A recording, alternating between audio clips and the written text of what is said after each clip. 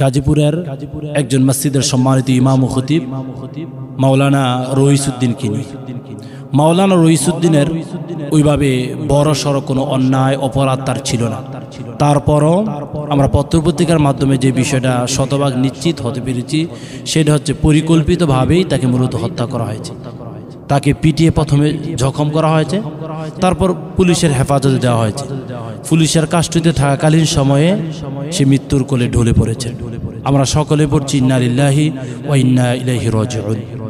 মাওলানা রইসউদ্দিন যখন মৃত্যুর কোলে ঢলে পড়লেন তখন বাংলাদেশের সকল তৌহিদি জনতা এবং উলামায়ে কেরাম একসাথে ঐক্যমত পোষণ করে তার পক্ষে আর স্বৈরাচারের বিপক্ষে যারা তাকে নির্যাতন করেছে, নিপীড়ন করেছেন, নির্যাতন স্টিম রুলার তার উপরে চালিয়ে দিয়েছে, তাদের বিরুদ্ধে যখন উলামায়ে কেরাম তৌহিদি জনতা একই ব্যানারে তার পক্ষে কথা বলা শুরু করে দিলেন।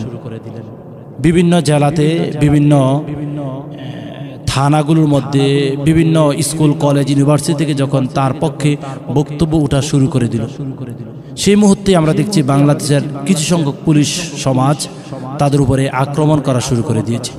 আমরা দেখেছি জুমার পরে বাংলাদেশের প্রায় জেলাগুলোর মধ্যে মাওলানা রইসউদ্দিনের পক্ষে স্লোগান উঠেছে, রইসউদ্দিন কবরে, রইসউদ্দিনের খুনিরা কেন বাহিরে। এরকম স্লোগান যখন উঠেছে আমরা দেখেছি পুলিশরা তাদের উপরে লাঠিচার্জ করেছে, তাদেরকে ছত্রভঙ্গ করে দিয়েছে, তাদেরকে বেদর পিটুনি দিয়েছে। তারা এরা একেবারে দৃষ্টিকটু, একেবারে অন্যায় এবং তাদের প্রতি জুলুম করা হয়েছে।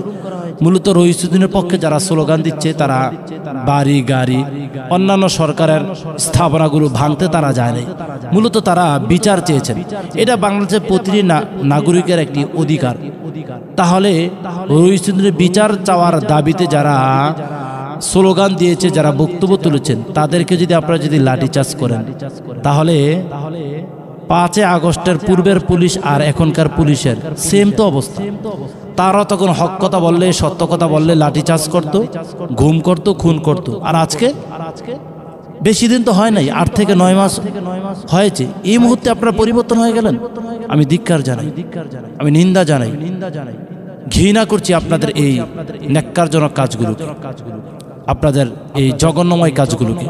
আমার ভাইয়েরা তার ভাইদের জন্য, তার ভাইয়ের জন্য শুধুমাত্র একটি ন্যায় বিচার দাবি করেছেন। ন্যায় বিচার দাবি করা কোনো অন্যায় না, কোনো অপরাধ না। তাদের উপরে লাঠিচার্জ করা এটা শতভাগ অন্যায়, এটা শতভাগ জুলুম, এটা শতভাগ নির্যাতন। আল্লাহ তাআলা বাংলাদেশের প্রতিটি আলেমদেরকে এক হওয়ার তৌফিক দান করুন, হাতে হাত রেখে কাজ করার তৌফিক দান করুন, বুকের সাথে বুক মিলে কাজ করার তৌফিক দান করুন। এই সমাজে আল্লাহ তাআলা ইসলামকে প্রতিষ্ঠিত করুন। আর রইসউদ্দিনের মতন যারা নির্বিচারে হত্যা হয়েছেন, নির্বিচারে জুলুম হয়েছেন, জুলুমের ইস্তিমুল্লাহ তাদের উপরে চালিয়ে দেওয়া হয়েছে, তাদের খুনি অথবা তাদেরকে যারা আক্রমণ করেছেন তাদেরকে ধরে রাস্তার আইন অনুযায়ী সঠিক বিচার আমরা দাবি করছি। এটা আমরা প্রাপ্য, এটা আমরা দাবি করতেই পারি। আমাদের এই কথা শুনে আপনি রাগান্বিত হলে আপনার বিবেকের কাছে প্রশ্ন করুন, আপনার ভাইকে যদি কেউ মারত তাহলে কি আপনি চুপ করে বসে থাকতেন? কখনো নয়, কখনো নয়। আল্লাহ তাআলা আমাদের সবাইকে হক্কানি উলামায়ে কেরামদের পক্ষে কথা বলার তৌফিক দান করুক। আল্লাহুম্মা আমিন।